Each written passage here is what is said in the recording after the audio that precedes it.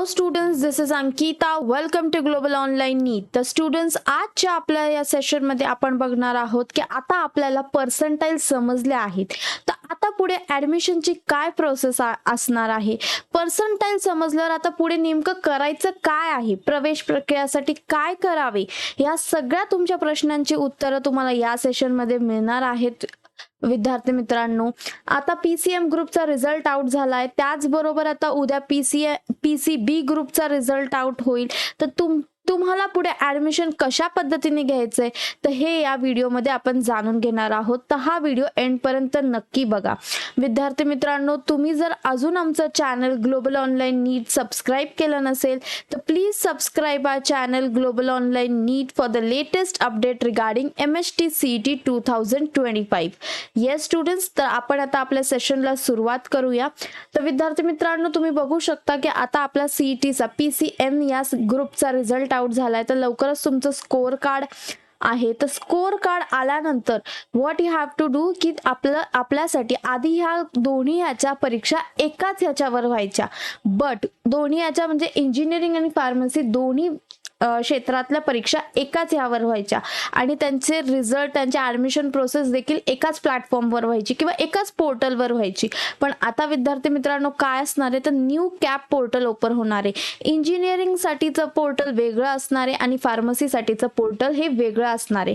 तर कधी चालू होणार आहे हे पोर्टल, तर लगेच आज होणार आहे, उद्या होणार आहे, तर काय, ह्या प्रश्नांचं उत्तर असं आहे विद्यार्थी मित्रांनो की येत्या within 10 to 15 days, yes within 10 to 15 days आपलं पोर्टल चालू होणार आहे. इंजिनिअरिंग साठीचं जर ॲडमिशन असेल तुमचं तर इंजिनिअरिंग साठीचं डिफरंट पोर्टल असणार आहे. त्या वेबसाईटवर तुम्हाला सगळं इंजिनिअरिंग रिलेटेड डेटा मिळणार आहे आणि फार्मसीसाठीचं पोर्टल वेगळं आहे. फार्मसीसाठीच्या वेबसाईटवर तुम्हाला फार्मसीचा डेटा अवेलेबल होणार आहे. तर येत्या या वर्षापासून दोन वेगवेगळे पोर्टल असणार आहेत, इंजिनिअरिंगसाठी वेगळं आणि फार्मसीसाठी तर वेगळं. तर आपण आता तर डिटेलमध्ये बघूया की काय असणार आहे प्रवेश प्रक्रिया. येस, तर सगळ्यात पहिले विद्यार्थी मित्रांनो तुमचं स्कोअर कार्ड रिलीज होणार आहे. स्कोअर कार्ड रिलीज झाल्यानंतर काय करायचंय तुम्हाला तर CAP application form filling start होणार आहे. तर या कॅप राऊंड प्रोसेसमध्ये तुम्हाला पार्टिसिपेट करण्यासाठी सगळ्यात पहिले काय करायचं आहे तर आपल्याला कॅप ॲप्लिकेशन फॉर्म फिलिंग करायचंय. जसं तुम्ही परीक्षेसाठी ॲप्लिकेशन फॉर्म भरला होता तसा सिमिलर पद्धतीने आपल्याला कॅपचा ॲप्लिकेशन फॉर्म भरायचा आहे. तर येत्या 10 ते 15 दिवसात तुमचं कॅप प्रोसेस स्टार्ट होईल, राईट. तर तुम्हाला इथे एकदम डिटेल तुमची बेसिक पासून ते ॲडव्हान्स पर्यंतची सगळी माहिती तुम्हाला या कॅप ॲप्लिकेशन प्रोसेसमध्ये, या कॅप ॲप्लिकेशन फॉर्ममध्ये फिलअप करायची आहे. येते लक्षात तुमच्या.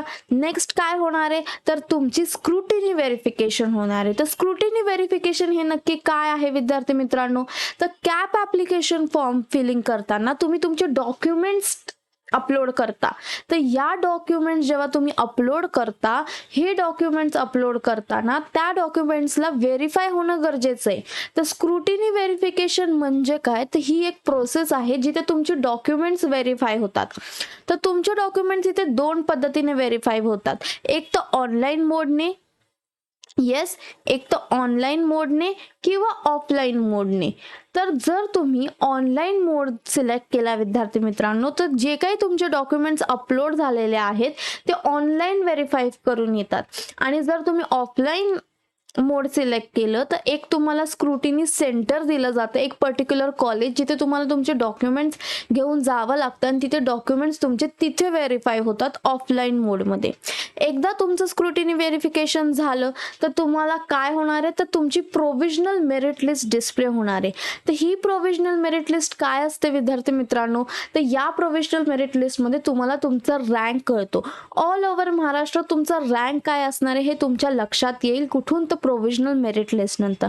एकदा तुमची प्रोव्हिजनल मेरिट लिस्ट लागली तर तुमची काय लागते फायनल मेरिट लिस्ट. तर फायनल लिस्ट मेरिट लिस्ट लागण्या अगोदर विद्यार्थी मित्रांनो प्रोव्हिजनल मेरिट लिस्ट आणि फायनल मेरिट लिस्ट मध्ये एक ग्रीव्हियन्स टाइम पिरियड दिलेला असतो. येस, या ग्रीवियन्स टाइम पिरियडमध्ये विद्यार्थी मित्रांनो तुम्हाला काय करायचं आहे, तर जे काही तुमच्या चुका झालेल्या आहेत राईट, तुमचे प्रोव्हिजनल मेरिट लिस्टमध्ये जे काही चुका असतील, हा 3 दिवसाचा टाइम दिला जातो तुम्हाला, ज्यामध्ये तुम्हाला तुमच्या चुका व्हेरीफाय करायच्या आहेत राईट. तुमच्या चुका तुम्ही सुधारायच्या आहेत आणि एकदा तुम्ही तुमच्या चुका सुधारल्या तर तुमची काय लागणार आहे, तर फायनल मेरिट लिस्ट लागणार आहे. ज्या दिवशी विद्यार्थी मित्रांनो तुमची फायनल मेरिट लिस्ट लागते, सिमिलरली त्याच्या नेक्स्ट डेला इमिजिएटली तुमच्या नेक्स्ट डेला तुमचा option form of cap 1 start होतं. हा एक इम्पॉर्टंट पॉइंट आहे विद्यार्थी मित्रांनो, कारण इथं तुम्हाला तुमचे कॉलेज प्रेफरन्स वाईज टाकावे लागतात, जे तुम्हाला ॲडमिशन मिळवून देण्यासाठी गरजेचं आहे. तर आता CETचा रिझल्ट लागलेला आहे, तर बरेच विद्यार्थ्यांना त्यांच्या अपेक्षापेक्षा खूप कमी पर्सेंटाईल आलेले आहेत, बट तरी तुम्ही व्यवस्थित पद्धतीने प्रेफरन्स वाईज फिलिंग केलं विद्यार्थी मित्रांनो, तर तुमचं ऑप्शन फॉर्म ऑफ कॅप 1 ह्या इम्पॉर्टंट स्टेपला तुम्ही व्यवस्थित पद्धतीने प्रेफरन्स वाईज तुम्ही तुमचे कॉलेजेसचे नावं टाकू शकता राईट. त्यानंतर ऑप्शन फॉर्म फिलिंग नंतर तुमची सीट अलॉटमेंट होते. जे काही विद्यार्थी मित्रांनो जी काही तुम्ही लिस्ट टाकलेली असते कॉलेजेसची, त्यापैकी तुम्हाला एका कॉलेजमध्ये तुमचं सीट अलॉटमेंट होतं. ते सीट अलॉटमेंट झाल्यानंतर तुम्हाला तुमच्याकडे 2 ऑप्शन्स आहेत, सेल्फ फ्रीज और नॉट फ्रीज. तर विद्यार्थी मित्रांनो जर तुम्हाला त्या ऑप्शन फॉर्म ऑफ कॅप 1 मध्ये सपोज 1 नंबरचं कॉलेज लागलं, नंबर 1चं तुम्हाला कॉलेज लागलं, तर ते ऑटो फ्रीज होऊन जातं विद्यार्थी मित्रांनो. तिथं तुम्हाला काहीच करता येत नाही. पण 1 नंबर ऐवजी तुम्हाला खालचे जे कॉलेज लागले तेव्हा तुमच्याकडे ऑप्शन असतं, एक तर तुम्ही त्यांना तिथे तुम्ही ॲडमिशन घेऊ शकता, किंवा तुम्ही नॉट फ्रीजचं ऑप्शन करून तुम्ही कॅपच्या दुसऱ्या प्रोसेससाठी जाऊ शकता. जर तुम्ही नॉट फ्रीजचं ऑप्शन सिलेक्ट केलं विद्यार्थी मित्रांनो, तर तुम्ही कॅप राऊंड 2 साठी एलिजिबल आहात. तर कॅप राऊंड 2 साठी एलिजिबल होण्यापूर्वी तुम्हाला काही वॅकंट सीट ऑफ लिस्ट कळते की कॅप राऊंड 2 साठी कुठल्या कॉलेजेसमध्ये किती वॅकंट सीट्स अवेलेबल आहेत. एकदा तुम्हाला vacant seat list for cap round 2 कळली तर तुम्ही ऑप्शन फॉर्म ऑफ कॅप 2 यासाठी अप्लाय करू शकता. तुम्ही तिथे तुमचे प्रेफरन्स बदलू शकता, तुम्ही फॉर्म फिलिंग करू शकता. सिमिलरली ऑप्शन फॉर्म 2 जेव्हा तुम्ही फिलअप कराल तुमचे एका कॉलेजमध्ये सीट अलॉटमेंट होईल.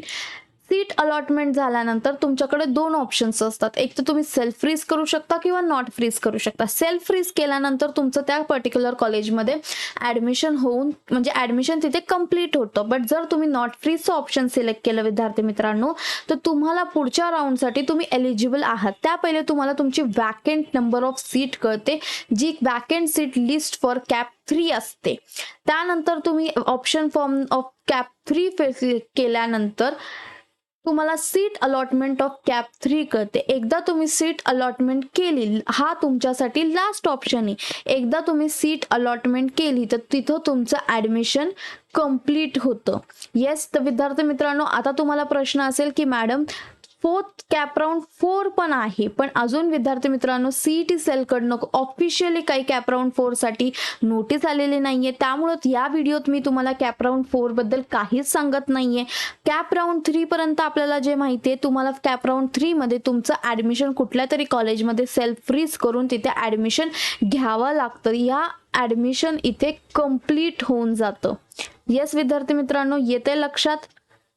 नेक्स्ट आहे की ग्लोबल ऑनलाईनने MHT CET ॲडमिशनसाठी तुम्हा विद्यार्थ्यांसाठी एक counselling process counselling process start केलेली आहे, जिथे आपण विद्यार्थ्यांना 1-to-1 काउन्सिलर एक्सेस प्रोव्हाइड करतो with step by step guidance and expert college selection strategy. Yes students, right from तुमच्या कॅप ॲप्लिकेशन प्रोसेस पासून ते चांगल्या कॉलेजमध्ये ॲडमिशन होईपर्यंत ग्लोबल ऑनलाईन तुमच्या मदतीला असतं. तुम्हाला ग्लोबल ऑनलाईन कडनं कंप्लीट गायडन्स प्रोव्हाइड करण्यात येतो. ही काउन्सिलिंग प्रोसेस ₹2000 मध्ये प्रोव्हाइड करण्यात आलेली आहे. जर तुम्हाला चांगल्या कॉलेजमध्ये ॲडमिशन हवंय, तुम्ही तुमच्या प्रेफरन्स लिस्ट कशी बनवायची यात जर तुम्हाला कन्फ्युजन असेल विद्यार्थी मित्रांनो, तर तुम्ही ग्लोबल ऑनलाईनला जॉईन करू शकता. ग्लोबल ऑनलाईनचं काउन्सिलिंग सेशन जॉईन करू शकता. दिलेल्या नंबरवर कॉन्टॅक्ट करायचा आहे तुम्हाला जॉईन करण्यासाठी. इथे तुम्हाला कमी मार्क असतील तरी आम्ही ग्लोबल ऑनलाईनचा प्रयत्न हा असणार आहे की तुम्हाला चांगल्या बेस्ट गव्हर्नमेंट कॉलेजमध्ये ॲडमिशन मिळवून देता येईल. येस स्टुडंट्स, तर तुम्हाला जर आमचं काउन्सिलिंग सेशन जॉईन करायचं असेल तर दिलेल्या नंबरवर कॉन्टॅक्ट करा.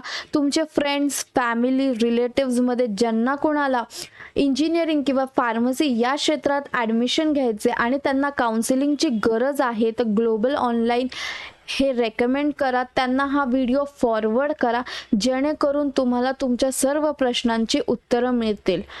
आणि विद्यार्थी मित्रांनो, जर तुम्हाला माझा व्हिडिओ आवडत असेल तर प्लीज लाईक माय व्हिडिओ. आणि अजून जर तुम्ही आमचं चॅनल ग्लोबल ऑनलाईन नीट सबस्क्राईब केलं नसेल तर subscribe our channel Global Online नीट for the latest update regarding MHT CET 2025 आणि don't forget to press the bell icon जेणेकरून तुम्हाला MHT CETचे सर्व नोटिफिकेशन मिळत राहतील. थँक्यू.